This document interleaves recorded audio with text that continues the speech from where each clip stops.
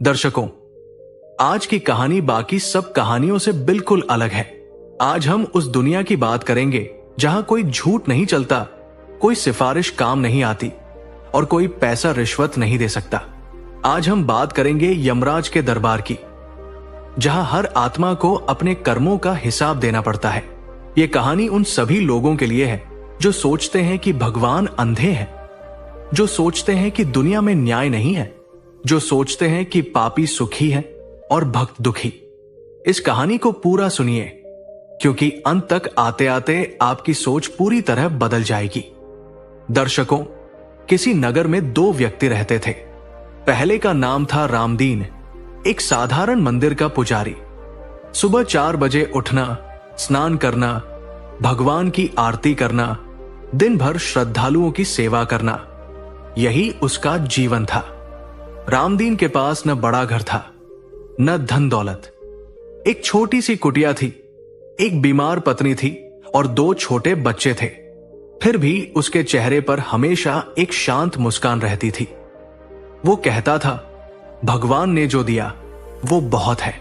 दूसरे का नाम था महेशचंद्र सेठ, नगर का सबसे बड़ा साहूकार। उसकी दौलत का कोई हिसाब नहीं था। हवेली इतनी बड़ी कि नौकर रास्ता भूल जाए। उसके पास सब कुछ था, पैसा, रुतबा, ताकत। लेकिन वो इंसान जितना अमीर था उतना ही क्रूर भी था। गरीबों को कर्ज देकर उनकी जमीनें हड़पना, मजदूरों की मेहनत का पैसा डकार जाना, झूठे मुकदमे करके निर्दोषों को जेल भिजवाना, यही उसका रोज का काम था।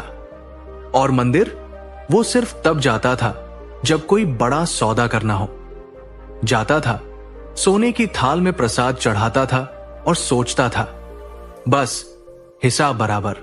नगर के लोग अक्सर आपस में बात करते, देखो भाई, रामदीन सारी उम्र पूजा पाठ करता रहा, फिर भी दुखी है। और महेशचंद्र पाप पर पाप करता है, फिर भी मजे में है। भगवान को दिखता क्यों नहीं? और रामदीन खुद भी कभी कभी रात को आसमान की तरफ देखकर सोचता, हे प्रभु, मैंने क्या गलत किया?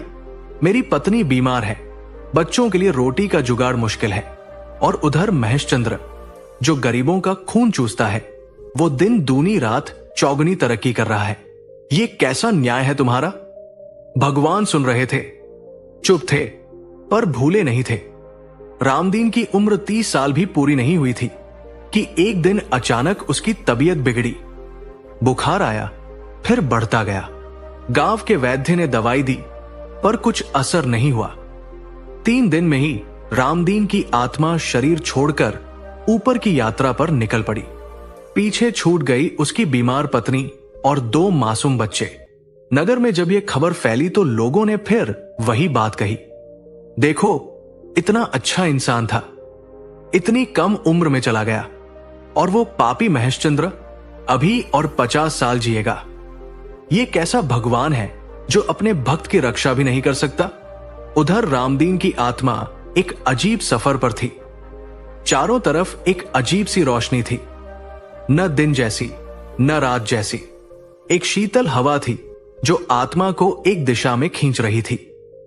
और धीरे धीरे सामने एक विशाल द्वार प्रकट हुआ, इतना ऊंचा कि आसमान तक जाता हो, इतना भव्य कि आंखें चौंधिया जाए। यह था यमराज का दरबार। रामदीन की आत्मा दरबार में प्रवेश हुई। सामने एक विशाल सिंहासन पर बैठे थे यमराज। काले वस्त्र, गंभीर चेहरा, आंखों में ऐसी गहराई जैसे हजारों साल का ज्ञान समाया हो। उनके बाईं तरफ बैठे थे चित्रगुप्त, हाथ में एक विशाल ग्रंथ लिए, जिसमें हर आत्मा के हर कर्म का लेखा जोखा दर्ज था। एक एक सांस, एक एक विचार, एक एक कर्म, सब कुछ। रामदीन की आत्मा थोड़ी घबराई, पर फिर उसने सोचा, मैंने क्या गलत किया है? मैं तो सारी उम्र सच्चाई से जिया। और फिर उसके अंदर का वो पुराना सवाल उठ आया, वो सवाल जो उसने जिंदगी भर दबाकर रखा था। रामदीन की आत्मा ने हाथ जोड़कर यमराज से कहा, हे यमराज, मैं एक सवाल पूछना चाहता हूं, क्या मुझे अनुमति मिलेगी? यमराज ने गंभीर आंखों से उसे देखा और बोले, पूछो। यहां कोई सवाल वर्जित नहीं है, यहां सिर्फ सच है। रामदीन बोला, महाराज, मैंने सारी उम्र भगवान की भक्ति की, कभी किसी का बुरा नहीं चाहा, गरीबों की मदद की। सच बोला, फिर भी मुझे सिर्फ 30 साल की उम्र मिली। मेरे पीछे मेरी बीमार पत्नी और 2 छोटे बच्चे हैं, और उधर महेशचंद्र सेठ जो पाप पर पाप करता है, वो अभी भी जी रहा है, मजे कर रहा है। उसे आपने 100 साल की उम्र क्यों दी? ये कैसा न्याय है? क्या भगवान के दरबार में भी अमीर गरीब का फर्क होता है? दरबार में एक पल के लिए सन्नाटा छा गया। चित्रगुप्त ने अपनी कलम रोक ली। दूसरी आत्माएं जो अपनी बारी का इंतजार कर रही थी, वो भी ध्यान से सुनने लगी। यमराज के चेहरे पर न गुस्सा आया, न कोई नाराजगी, बल्कि उनके होठों पर एक बहुत ही शांत और गहरी मुस्कान आई। वो बोले, रामदीन, तुमने बहुत अच्छा सवाल किया है। ये सवाल धरती पर लाखों लोग पूछते हैं, पर जवाब कोई नहीं जानता। आज मैं तुम्हें वो जवाब दूंगा जो शायद ही किसी आत्मा को यहां मिला हो। चित्रगुप्त, रामदीन और महेशचंद्र दोनों के जीवन का पूरा लेखा जोखा सामने लाओ। चित्रगुप्त ने अपना विशाल ग्रंथ खोला, पन्ने पलटे और फिर पढ़ना शुरू किया। रामदीन, जन्म से लेकर मृत्यु तक के कर्म, पुण्य अनगिनत, पाप नगण्य। यमराज ने रामदीन की तरफ देखकर कहा, रामदीन, तुम्हारे पुण्यों का घड़ा इतनी जल्दी भर गया कि हमें तुम्हें वापस बुलाना पड़ा। रामदीन हैरान हुआ, मतलब? यमराज बोले, सुनो ध्यान से, इस सृष्टि का एक नियम है, जो जितने पुण्य कमाता है उसे उतनी जल्दी ऊपर बुला लिया जाता है। तुमने 30 साल में इतने पुण्य कमाए कि एक साधारण आत्मा 100 साल में भी नहीं कमा पाती। तुम्हारी हर आरती, हर सेवा, हर उस पल जब तुमने खुद भूखे रहकर किसी और को खाना दिया, सब दर्ज है यहां। तुम्हारा पुण्य का भंडार इतना भर गया था कि तुम्हें धरती पर और रखना संभव नहीं था। रामदीन बोला, पर महाराज, मेरी पत्नी, मेरे बच्चे।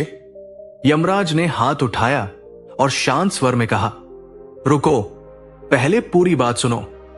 तुम्हारे बच्चों के बारे में भी बताऊंगा। पहले महेशचंद्र का हिसाब सुनो, तब शायद तुम्हें समझ आएगा कि लंबी उम्र कोई इनाम नहीं होती।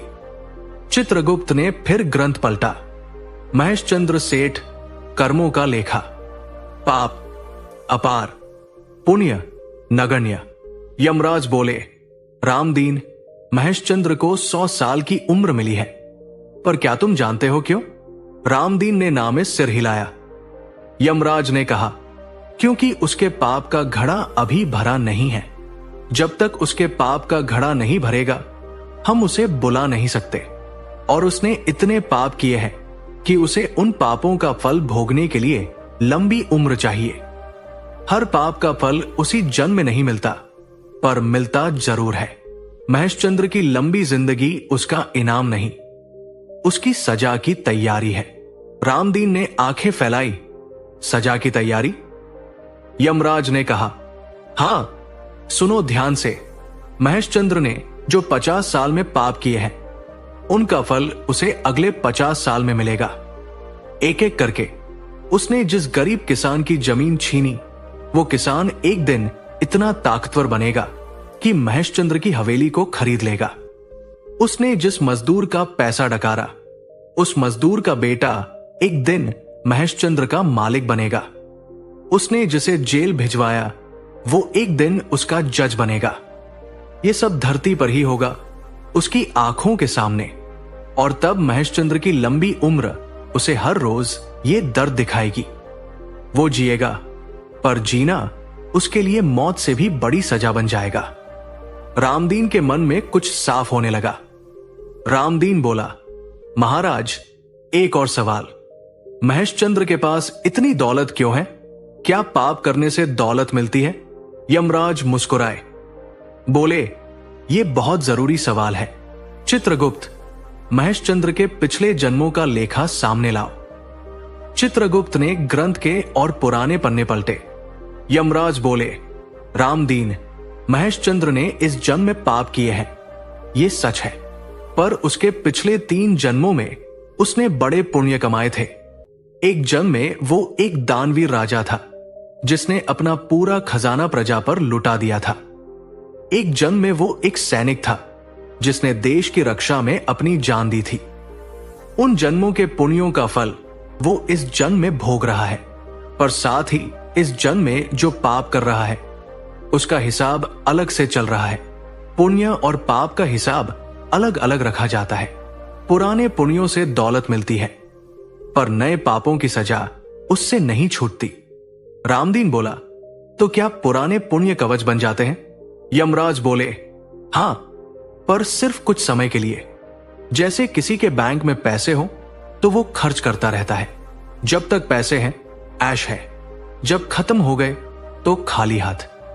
महेशचंद्र के पुराने पुण्यों का खाता अब खाली हो रहा है और नए पापों का बोझ बढ़ता जा रहा है। जिस दिन ये तराजू पलटेगा उस दिन उसकी दुनिया पलट जाएगी। धरती पर ही रामदीन ने एक और सवाल किया, महाराज, एक बात और समझ नहीं आई। जब महेशचंद्र पाप कर रहा था तो भगवान देख रहे थे, फिर उन्होंने रोका क्यों नहीं? एक बार आवाज देते, एक बार इशारा करते तो शायद वो रुक जाता। यमराज ने गहरी सांस ली, फिर बोले, रामदीन, ये सबसे बड़ा सवाल है और इसका जवाब समझने के लिए एक उदाहरण सुनो। मान लो एक कुम्हार मिट्टी का घड़ा बना रहा है। वो घड़े को चाक पर रखता है, मिट्टी को अपने हाथों से आकार देता है। अब घड़ा बन गया। कुम्हार ने घड़े को पूरी तरह बनाने की शक्ति दी, पर अब घड़ा अपने आप कहाँ जाएगा ये कुम्हार तय नहीं करता। कोई घड़े में पानी भरता है, कोई घड़े में दारू भरता है, कोई घड़े को फोड़ देता है। क्या कुम्हार हर बार आकर घड़े की रक्षा करेगा? रामदीन सोचने लगा।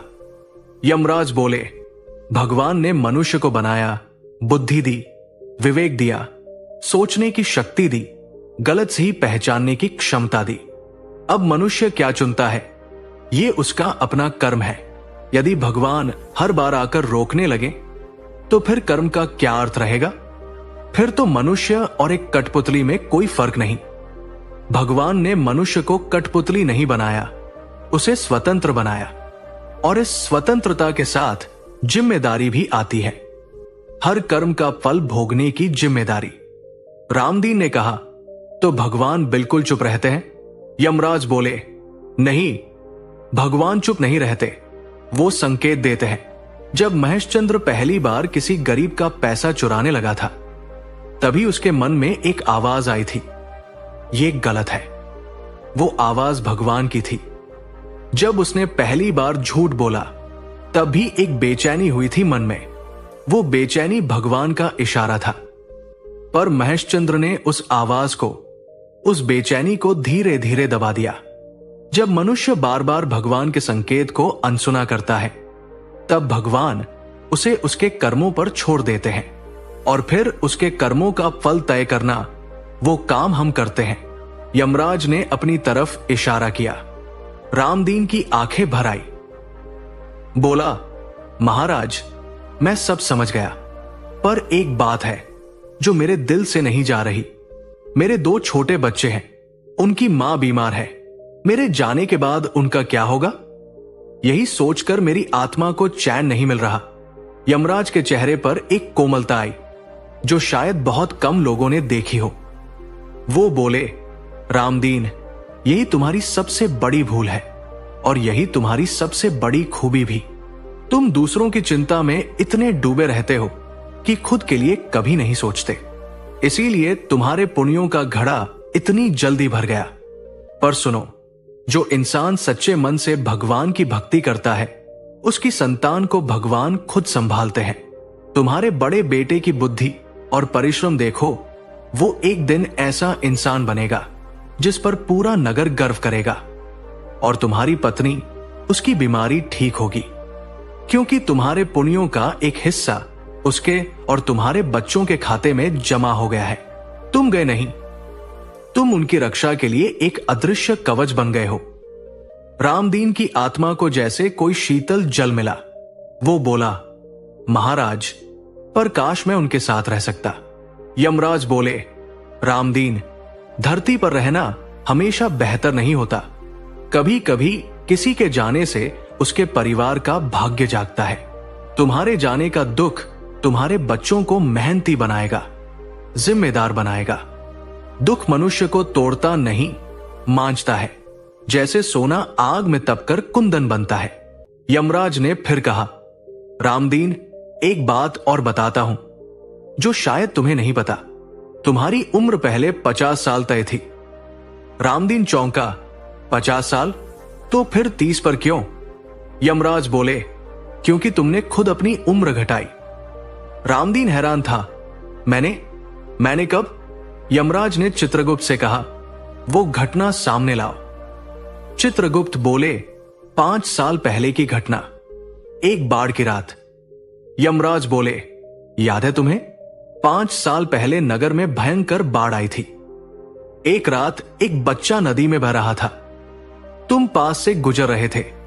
तुम खुद बीमार थे, बुखार था तुम्हें, पर तुमने बिना एक पल सोचे नदी में छलांग लगा दी, उस बच्चे को बचाया। पर उस ठंडी रात में नदी में उतरने से तुम्हारी तबीयत इतनी बिगड़ी कि तुम्हारे शरीर की आयु 20 साल कम हो गई। रामदीन को याद आया, वो बच्चा, वो रात। वो बोला, पर महाराज, मैं उसे छोड़ता कैसे? वो बच्चा था। यमराज की आंखों में एक अजीब सी चमक आई। वो बोले, यही तुम्हारी महानता है रामदीन। तुमने अपनी जिंदगी के 20 साल किसी और के लिए दे दिए और तुम्हें पता भी नहीं था।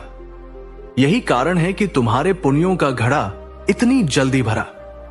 और जानते हो वो बच्चा कौन था जिसे तुमने बचाया था? रामदीन ने पूछा, कौन? यमराज बोले, वो बच्चा महेशचंद्र सेठ का इकलौता बेटा था।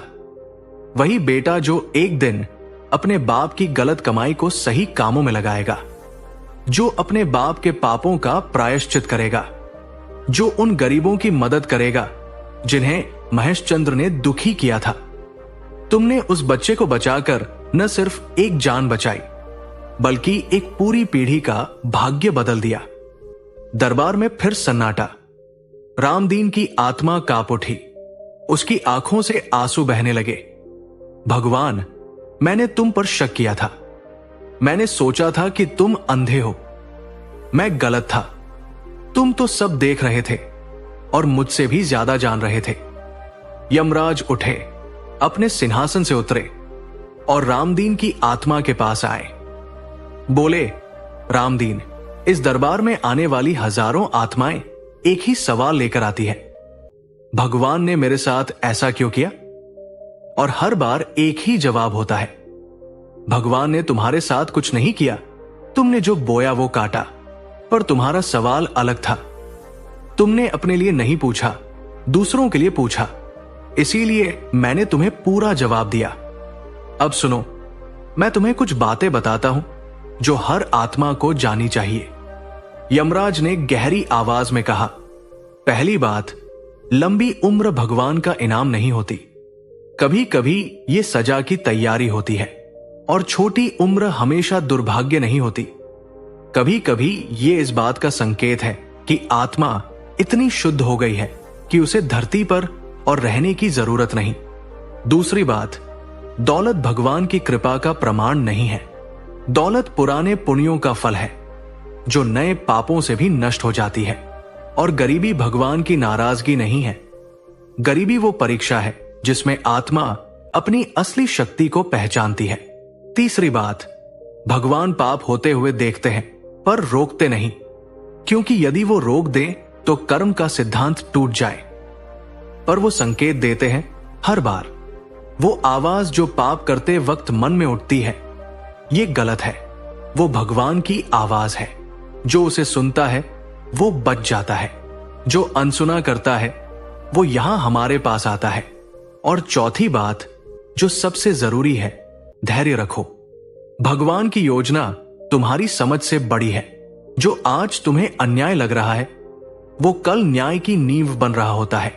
जो दर्द तुम आज भोग रहे हो वो कल की शक्ति बन जाता है। बस धैर्य रखो। रामदीन की आत्मा झुक गई, बोली, महाराज, काश ये बातें मैं धरती पर जानता। यमराज बोले, इसीलिए तो हम चाहते हैं कि जो लोग अभी धरती पर हैं वो ये सुने, वो समझे, वो अपने जीवन में इसे उतारे। जब भी आपको लगे कि भगवान देख नहीं रहे, याद करो कि चित्रगुप्त का ग्रंथ कभी बंद नहीं होता। एक एक कर्म, एक एक विचार दर्ज होता है।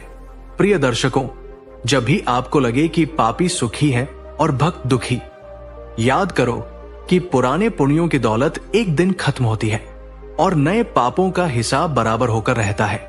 जब भी आपको लगे कि आपके साथ अन्याय हो रहा है, याद करो रामदीन को, जो 30 साल में वो पुण्य कमा गया जो दूसरे 100 साल में नहीं कमा पाते। और जब भी आपके मन में ये सवाल उठे कि भगवान चुप क्यों है, तो याद करो कि वो चुप नहीं है, वो बोल रहे हैं। आपके अंदर की उस आवाज से जो कहती है ये गलत है, बस उस आवाज को सुनो। भगवान जो करते हैं अच्छा ही करते हैं हमेशा। प्रिय दर्शकों, ये कहानी आपको पसंद आई हो तो वीडियो को लाइक करना मत भूलिए और हमारे चैनल को सब्सक्राइब जरूर करें। ये कहानी उन सभी लोगों तक शेयर करें जिनके मन में कभी ये सवाल आया हो कि भगवान चुप क्यों रहते हैं। मिलते हैं अगली कहानी में। आप सभी दर्शकों का बहुत बहुत धन्यवाद। हर हर महादेव।